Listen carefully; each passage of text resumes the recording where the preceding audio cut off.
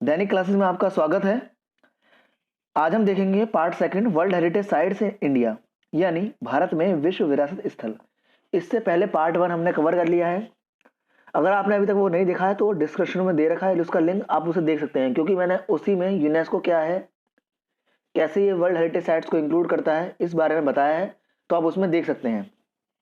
आज हम करेंगे पार्ट सेकंड स्टार्ट। बात करूं तो इंडिया में 38 ही वर्ल्ड हेरिटेज साइट्स हैं, तो उसे हम 4 पार्ट्स में कवर कर लेंगे। हर पार्ट में मैंने 10-10 कराऊंगा। पार्ट वन में मैंने 10 कराए थे, इसमें भी हम 10 कर लेंगे। इस तरह से 20 हेरिटेज हो जाएंगी हमारी, और फिर 2 पार्ट्स और आके टोटल हमारे 38 हेरिटेज हम कवर कर लेंगे। और जो स्टैटिक पोर्शन में पूछे जाते हैं क्वेश्चंस, जैसे यूपीएसआई का जो एग्जाम होगा, उसमें भी यहाँ से आने के चांसेस काफ़ी ज़्यादा होते हैं, क्योंकि स्टैटिक पोर्शन है, यहाँ से क्वेश्चन आने ही आने हैं। तो शुरू करते हैं part second, world heritage sites या भारत में विश्व विरासत स्थल। तो आज का है 11 नंबर पे, खजुराहो के स्मारक या खजुराहो मॉन्यूमेंट्स। अगर बात करें तो यूनेस्को के द्वारा इसे 1986 में शामिल किया गया था, और यह है कहाँ पर, तो मध्य प्रदेश में है, सबको पता है। और अब अगर बात करें, जब भी याद रखना मॉन्यूमेंट्स आते हैं या स्मारक जब भी वर्ड आए, तो इसमें एक मतलब कह सकते हो एक जगह नहीं होती, इसमें उसके आसपास काफ़ी मंदिर हो गए या फिर किसी इमारत को शामिल किया जाता है, इसलिए मॉन्यूमेंट्स या स्मारक वर्ड यूज किया जाता है। यानी इसमें एक चीज़ नहीं और भी चीज़ें शामिल हैं। तो 1986 में यूनेस्को के द्वारा शामिल किया गया, मध्य प्रदेश में स्थित है खजुराहो का स्मारक। अब समझ लेते हैं इसके बारे में। तो इसमें है क्या, इसमें नागर शैली और द्रविड़ शैली, इससे बने मंदिर है यहाँ पर। ठीक है, तो नागर शैली हमें पता है कहाँ की है, तो उत्तर भारत की है, नॉर्थ इंडिया की होती है, और द्रविड़ शैली साउथ इंडिया की होती है। ठीक है, तो नागर शैली से बने मंदिर और द्रविड़ शैली से मंदिर यहाँ पर प्रसिद्ध हैं। बात करें खजुराहो के स्मारकों की जो इसमें शामिल किए गए हैं, इसे चंदेल शासकों के द्वारा बनवाया गया था। चंदेल शासकों के द्वारा बनवाया गया था, और इसके अलावा यहाँ पर अन्य मूर्तियां भी हैं जो काफ़ी प्रसिद्ध हैं। तो ये था खजुराहो के स्मारक या खजुराहो मॉन्यूमेंट्स, जो 1986 में शामिल किए गए, मध्य प्रदेश में है यूनेस्को के द्वारा। ठीक है, चलते हैं नेक्स्ट पे। नेक्स्ट है हम्पी स्मारक। हम्पी स्मारक या हम्पी के मॉन्यूमेंट्स, अब इसे देख लेते हैं। तो इसे भी 1986 में शामिल किया गया, और कर्नाटक में स्थित है ये, क्योंकि हम जानते हैं विजयनगर साम्राज्य का एक महत्वपूर्ण स्थान हुआ करता था हम्पी। विजयनगर साम्राज्य जो हम जब पढ़ेंगे मेडिवल इंडिया में पढ़ते हैं, तो उसमें हम्पी के बारे में बात करते हैं, जो उनकी राजधानी हुआ करती थी विजयनगर साम्राज्य की। तो वही है हम्पी स्मारक, 1986 में शामिल किया गया, कर्नाटक में स्थित है। बात करें इसमें तो यहाँ पर द्रविड़ शैली का नमूना काफ़ी अच्छा है, यानी द्रविड़ शैली से यहाँ पर काफ़ी अच्छे मंदिर बने हुए हैं।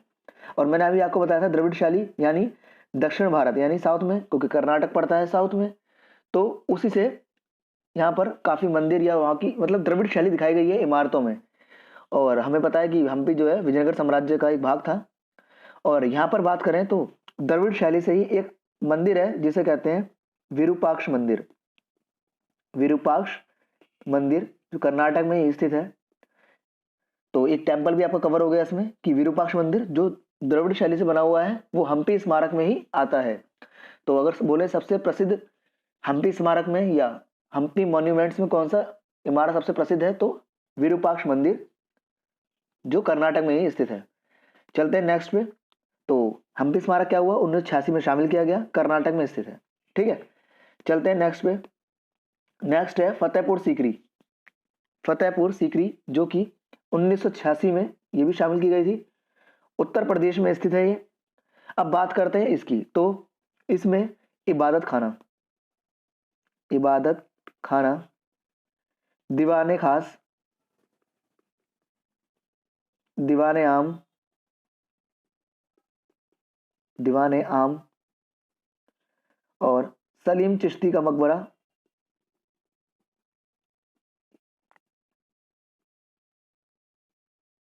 क्योंकि हम जानते हैं अकबर सलीम चिश्ती के बहुत बड़े शिष्य थे। और मरियम महल, मरियम महल। ठीक है, ये सभी स्मारक जो है ना, ये सभी फतेहपुर सीकरी में है। जो आप पीछे बिल्डिंग देख रहे हैं, ये फतेहपुर सीकरी ही है, जो आगरा जो उत्तर प्रदेश में स्थित है। ठीक है, और इसे 1986 में विश्व विरासत स्थल में घोषित किया गया था यूनेस्को के द्वारा। उत्तर प्रदेश में स्थित है। चलते हैं नेक्स्ट पे। 14 पे है या 14 नंबर पर है एलिफेंटा की गुफाएं। अब इसे देख लेते हैं। तो इसे 1987 में शामिल किया गया था यूनेस्को के द्वारा। तो 19 एक बार बता देता हूं। तो 1986 में हमने चार चीज देखी, चार चार चार चीजें शामिल की गई हैं। कौन कौन सी? खुजराहो के स्मारक, हम्पी के स्मारक, फतेहपुर सीकरी, है ना। और एक चीज पहले क्या थी? Church and convent of Goa. तो चार चीजें शामिल की गई हैं यहाँ पर, ठीक है। तो 1986 में चार चीजें शामिल हुई हैं, ठीक है, यूनेस्को में।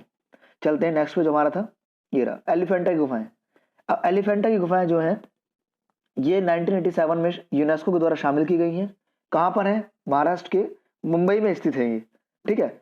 अब इसमें है क्या ये देख लेते हैं। आप फोटो से देख पा रहे होंगे, बौद्ध है, ठीक है, बौद्धों की मूर्ति बनी हुई है यहाँ पर। यानी बौद्ध और हिंदू मंदिरों के लिए प्रसिद्ध है क्या? एलिफेंटा की गुफाएं। बौद्ध, एक मिनट में साफ कर देता हूँ इसे। यानी बौद्ध और हिंदू मंदिरों के लिए प्रसिद्ध है क्या?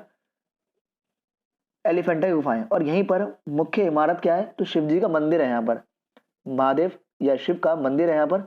और दक्षिण भारत के, हमें पता है दक्षिण भारत में उस वक्त दक्कन में राष्ट्रकूट वंश चला करता था, राष्ट्रकूट वंश चला करता था। उसी के द्वारा इसकी स्थापना की गई थी एलिफेंटा की गुफाओं की। तो हमने देख लिया यहाँ पर प्रसिद्ध क्या है? शिव मंदिर है, राष्ट्रकूट शासकों द्वारा बनवाया गया था, बौद्ध और हिंदू मंदिरों के लिए प्रसिद्ध है, ठीक है। एलिफेंटा की गुफाएं 1987 में शामिल की गई, मुंबई महाराष्ट्र में स्थित है। चलते हैं नेक्स्ट पे। अगला है ग्रेट लिविंग चोल मंदिर या ग्रेट लिविंग चोला टेम्पल्स, ठीक है। इसे 1987 में शामिल किया गया यूनेस्को के द्वारा। तमिलनाडु में स्थित है ये, ठीक है। अब समझ लेते हैं इसके बारे में। जैसे हम इस फोटो में देख पा रहे हो आप आराम से कि ये एक तरीके से मंदिर बनाया गया है। तो अब इसमें देख लेते हैं। तो ये क्या है? दक्षिण भारत में उस वक्त तमिलनाडु में चोल साम्राज्य चला करता था। कौन सा साम्राज्य? चोल साम्राज्य। तो उसी के द्वारा इसकी स्थापना की गई थी। और उनकी ये प्रमुख इमारतें या स्मारक कह सकते हो यहाँ पर, जो यहाँ पर शामिल की गई हैं, उन्हीं के द्वारा यहाँ पर मंदिर बनवाए गए थे, ये टेम्पल्स बनवाए गए थे। इसलिए इसे चोला टेम्पल्स, क्योंकि चोल साम्राज्य के शासनकाल में इनकी स्थापना हुई थी, ठीक है। तो 1987 में शामिल किया गया, तमिलनाडु में स्थित है। चलते हैं नेक्स्ट पे। 16 पे है पटकल स्मारक या पददक्कल स्मारक या पटडक्कल मॉन्यूमेंट्स, ठीक है।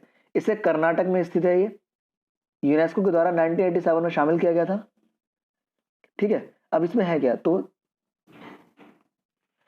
दक्षिण भारत में चालुक्य वंश से संबंधित है ये, ठीक है। दक्षिण भारत में चालुक्य वंश से ये संबंधित है, उन्हीं के द्वारा इसका निर्माण कराया गया था, पददक्कल मॉन्यूमेंट्स या पददक्कल स्मारकों का, ठीक है। जो आप देख पा रहे हैं, मैंने स्टार्टिंग में बोला था जब भी स्मारक बना है तो उसमें एक बिल्डिंग नहीं, उस प्लेस पर या उस स्थान पर बहुत सारी चीजें होंगी जिन्हें शामिल किया गया है। तो जैसे ये हो गया, ये है, ये बिल्डिंग है, और भी चीजें हैं, ये सब शामिल की गई हैं, ठीक है। तो 1987 में शामिल किया गया, कर्नाटक में स्थित है। चलते हैं नेक्स्ट पे, 17 पे। 17 पे क्या है? सुंदरवन राष्ट्रीय उद्यान या सुंदरवन नेशनल पार्क। ये हम सभी जानते हैं, ऐसा कोई नहीं होगा जिसे इसके बारे में ना पता हो। सुंदरवन 1987 में शामिल किया गया, पश्चिम बंगाल में स्थित है, कोलकाता में, ठीक है। ठीक है। अब बात कर लेते हैं, कोलकाता नहीं सॉरी, पश्चिम बंगाल में स्थित है, कोस्टल रीजन पर है बिल्कुल, जहां मुहाना है गंगा का, ठीक है। तो बस ये प्रसिद्ध किस लिए है? तो आप फोटो में देख पा रहे हैं, बंगाल टाइगर, बंगाल बंगाल टाइगर के लिए फेमस है सुंदरवन राष्ट्रीय उद्यान, ठीक है। 1987 में शामिल किया गया, इसमें ज़्यादा इंपॉर्टेंस नहीं है, इतनी इतना बहुत है। 1987 में शामिल किया गया, वेस्ट बंगाल में स्थित है और बंगाल टाइगर के लिए फेमस है। अगर पूछे बंगाल टाइगर कहाँ होते हैं सबसे ज़्यादा, तो सुंदरवन में होते हैं, ठीक है। इतना ही बहुत है। चलते हैं नेक्स्ट पे। 18 पर है Nanda Devi and valley of flower national park, Nanda Devi and valley of flower national park. अब देख लेते हैं इसे। ये शामिल किया गया 1988 में या 1988 में, और उत्तराखंड में स्थित है, सबको पता है ये बात। और नंदा देवी के नाम से नेशनल पार्क भी है। हम सभी जानते हैं वैली ऑफ फ्लावर के नाम से भी नेशनल पार्क है, तो उसी के नाम पर उसको शामिल किया गया यूनेस्को में।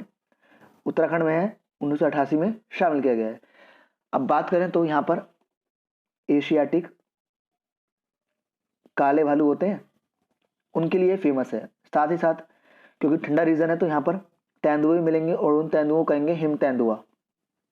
ठीक है, हिम तेंदुआ यानी बर्फीला भालू, बर्फीला तेंदुआ। ठीक है, और भूरा भालू भी यहाँ पर पाया जाता है, भूरा भालू। ठीक है, इन तीनों चीजों के लिए प्रसिद्ध है। कौन कौन सा? एक हो गया एशियाटिक काला भालू, ठीक है, ब्लैक बियर, ठीक है, और हिम तेंदुआ हो गया, और उसके बाद हो गया भूरा भालू या ब्राउन बियर। ठीक है, ये तीन चीजों के लिए प्रसिद्ध है Nanda Devi valley of flower national park. 1988 में शामिल किया गया, उत्तराखंड में स्थित है। चलते हैं नेक्स्ट पे। 19 पे है बौद्ध स्मारक या बुद्धिस्ट मॉन्यूमेंट्स।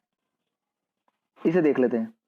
1989 में शामिल किया गया, मध्य प्रदेश के सांची में स्थित है।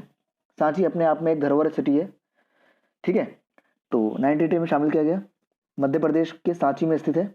अब समझ लेते हैं इसमें। तो हमें पता है मौर्यकालीन वास्तुकला का है, क्या है? मौर्य साम्राज्य के समय बनवाया गया था ये। जो मौर्यकालीन वास्तुकला या मौर्यकालीन वास्तुकला को प्रदर्शित करता है, क्योंकि मौर्यकालीन साम्राज्य का वक्त यह बनवाया गया था बौद्ध स्मारक। क्योंकि हमें पता है बौद्धों का सबसे ज्यादा प्रचार चंद्रगुप्त मौर्य के समय में किया गया था, जो एक तरीके से अनुयायी भी थे उनके। ठीक है, तो उन्हीं का एक स्मारक था, उस वक्त बनवाया गया था बौद्ध स्मारक, जो आप फोटो में देख पा रहे हैं पीछे, यही है बौद्धिस्ट मॉन्यूमेंट्स। ठीक है, चलते हैं नेक्स्ट पे, और आखिरी पे जो 20 नंबर पे है हुमायूं का मकबरा या हुमायूंस टॉम। इसे 1991 में शामिल किया गया, और स्थित कहाँ पर है? ये दिल्ली में स्थित है। सबको पता होगा दिल्ली में स्थित है। और 1990, यहाँ मिस्टेक हुई, सॉरी, यहाँ 1993 में शामिल किया गया है ये, 91 में नहीं, 1993 में शामिल किया गया है ये। इसे मैं कट कर देता हूँ, टाइपिंग से मिस्टेक हुई है, 1993 में शामिल किया गया है इसे। ठीक है, इसे 90 यहाँ लिख देता हूँ, आप देख लीजिएगा बाद में। वेट, इसे शामिल किया गया है 1993 में। ठीक है, दिल्ली में स्थित है, सबको पता है। अब ये बनवाया किसने था? तो हमें पता है हुमायूं की पत्नी हुआ करती थी हाजी बेगम, उसी के द्वारा हुमायूं के मकबरे का निर्माण करवाया गया था। अगर बात करें तो मुगल काल में ये पहली इमारत है जिसमें संगमरमर का इस्तेमाल हुआ है। हालांकि ताजमहल में भी हुआ है, हमें पता है, लेकिन उसको बाद में हुआ है, पहले इसमें हुआ है हुमायूं के मकबरे में। ठीक है, यानी मुगल काल की पहली इमारत है जिसमें संगमरमर का इस्तेमाल किया गया है। किसने बनवाया था? हुमायूं का मकबरा। तो याद रखेंगे हुमायूं की बेगम थी हाजी बेगम, पत्नी। ठीक है, उसी के द्वारा इसका निर्माण करवाया गया था। ठीक है, 1993 में यूनेस्को में शामिल किया गया इसे। ठीक है, चलते हैं नेक्स्ट पे। यानी ये तो 20 थे, हमने कवर कर लिए। सेकंड पार्ट में, पार्ट 3 में 10 और कवर कर लेंगे, इस तरह से 30 मॉन्यूमेंट्स हो जाएंगे। अभी तक हमने हुमायूं के मकबरे तक कर लिया है, 20 कवर कर लिए हमने, 10 फर्स्ट पार्ट में, 10 इसमें हमने। तो एक बार क्विक रिवीजन कर लेते हैं फटाफट से।